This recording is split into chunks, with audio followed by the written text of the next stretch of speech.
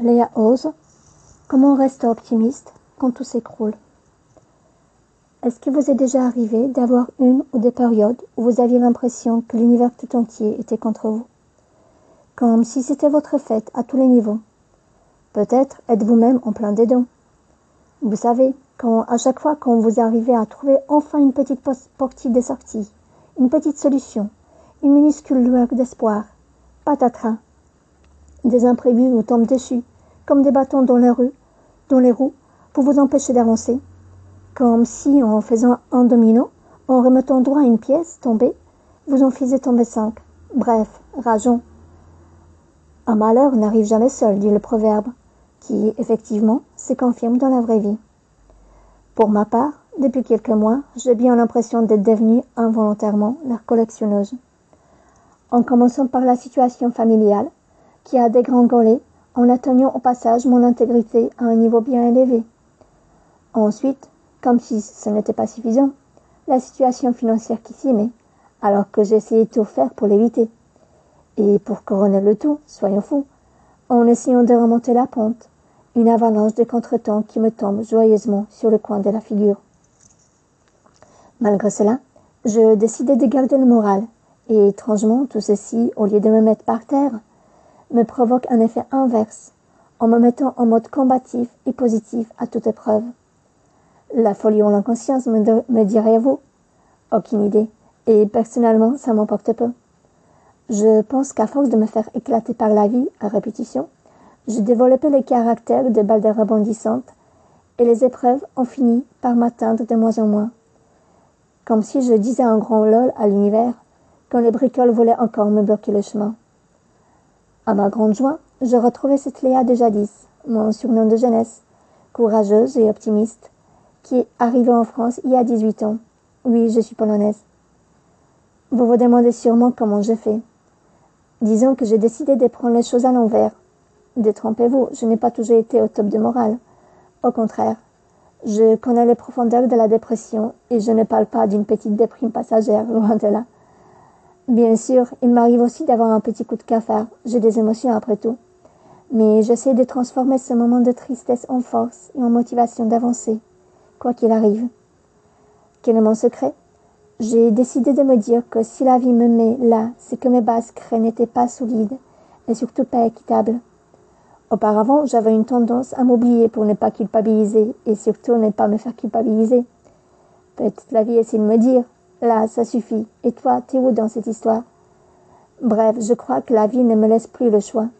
Je décide donc, au lieu de continuer à me battre avec la situation, en m'épuisant en vain, voire avec l'effet contrairement inverse de celui attendu, de dire « Ok, je me rends, comme tu veux. » Et vous savez quoi? Cela fait un bien fou.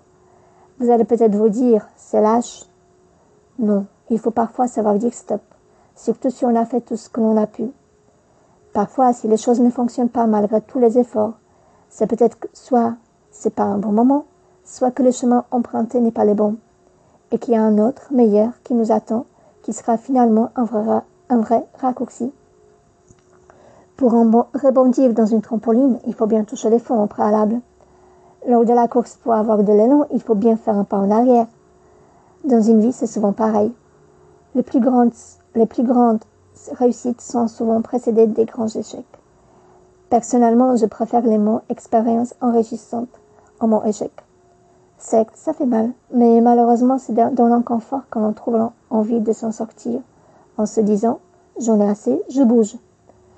Bien sûr, on peut également jeter l'éponge et déprimer, se culpabiliser ou blâmer le monde entier. Mais franchement, à quoi cela va vous servir? Est-ce que cela va vous en sortir? Non. C'est pas en s'empitoyant sur son sort que l'on avance. Quand on ne peut pas compter sur personne, ou pas grand monde, autant que l'on puisse compter sur soi-même, non. Il y a toujours des solutions, faut juste bien chercher, et parfois cela peut mettre juste un certain temps.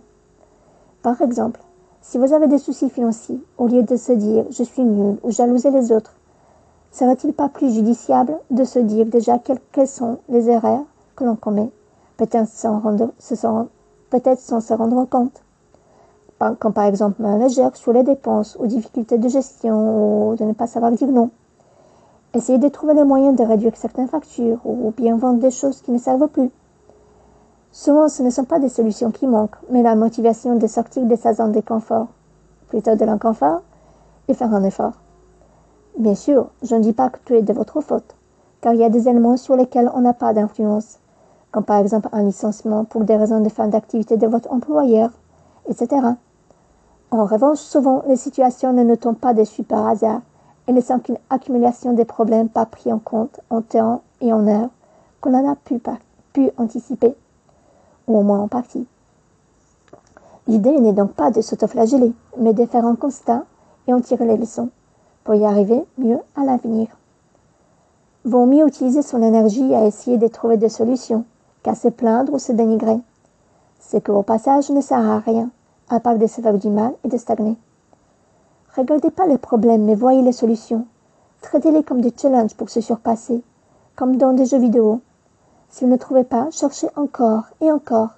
Parfois la solution est devant notre nez, mais on ne la voit pas car on a dessus des lunettes du pessimisme. D'accord, vous vivez probablement un mauvais quart d'heure, qui peut durer parfois des jours, des semaines ou des années. Ce n'est pas facile, je comprends. Je suis passée par là. Pour vous donner un exemple, peu importe ce que vous avez vécu, ce que l'on vous a fait subir et l'étiquette qu'on vous a collée sur le front, vous avez le droit d'être le seul créateur de votre vie. Et concernant l'étiquette, vous avez le droit de la simplement décoller et la mettre à la poubelle, car vous êtes l'ami placé pour savoir qui vous êtes et qui vous n'êtes pas. Souvent, les critiques destructrices ne sont que des projections des problèmes des autres qui ne veulent pas affronter. Bien sûr, il est toujours bon de savoir se remettre en question, ou écouter les conseils bienveillants, mais à se remettre en question de manière chronique et se laisser noyer sous le jugement incessant des autres n'a rien de ça. Tout est question de juste milieu. On ne peut pas plaire à tout le monde. Ce qui compte vraiment, c'est de rester toujours loyal envers vous-même, vos besoins et vos valeurs profondes, non seulement dans ses pensées, mais surtout dans ses actes. Si ça ne plaît pas, tant pis. Préférez-vous faire tout pour plaire, passer à côté de votre vie, avoir du mal à affronter votre miroir en n'y voyant pas la personne que vous voulez être, ou plutôt être en accord avec qui vous êtes et être fier de ce que vous voyez en vous regardant en face. La vie est faite pour être vécue et non pas pour être juste survécue. Ce n'est qu'un chapitre de vie à fermer. Il y a un autre meilleur qui vous attend. C'est à vous d'écrire les prochaines lignes. C'est votre droit. Pour que ce chapitre soit meilleur du précédent, il faut probablement déconstruire certaines bases et certaines croyances limitantes pour reconstruire sa vie sur les bases plus stables et surtout plus justes pour vous. Personnellement, je pense que rien n'arrive par accident. Il y a des personnes qui l'appellent le destin, d'autres le karma et encore d'autres la malédiction. Pour ma part, c'est juste la vie qui évolue. Nous faisons partie de la nature où pour pouvoir avancer et survivre, il faut évoluer et savoir lâcher prise. Prenez l'exemple des arbres qui, pour pouvoir être toujours là après l'hiver, fassent tomber ses feuilles sans aucun regret. Si nous avons plusieurs vies, vous avez vraiment envie de retrouver les mêmes problèmes dans les suivantes, ou préférez-vous de les régler une bonne fois pour toutes, pour voyager plus léger, non seulement dans celle-ci, mais également dans le futur? Pour ma part, le choix est vite fait. Vous êtes peut-être juste appelé sur un autre chemin, car celui que vous avez pris était peut-être celui des autres, que l'on vous a obligé de prendre, sans qu'il vous corresponde. Ou juste, vous vous êtes perdu. C'est humain de se tromper. Au lieu de broyer le noir et se dire « personne ne peut m'aider, aidez-vous en premier. Et toi et le ciel t'aidera. » Le positif attire le positif, le négatif attire le négatif. Il est prouvé également qu'en restant positif, on trouve plus facilement des solutions. Rêvez en grand et osez vivre pleinement. Chaque matin au réveil, dites-vous que la journée de tous les possibles vous attend. Nous avons tous vécu des miracles dans la vie, au moment les moins attendus. Chaque soir, avant de vous endormir, pensez également à toutes les belles choses qui vous sont arrivées courant la journée. Passez même celles des plus petites.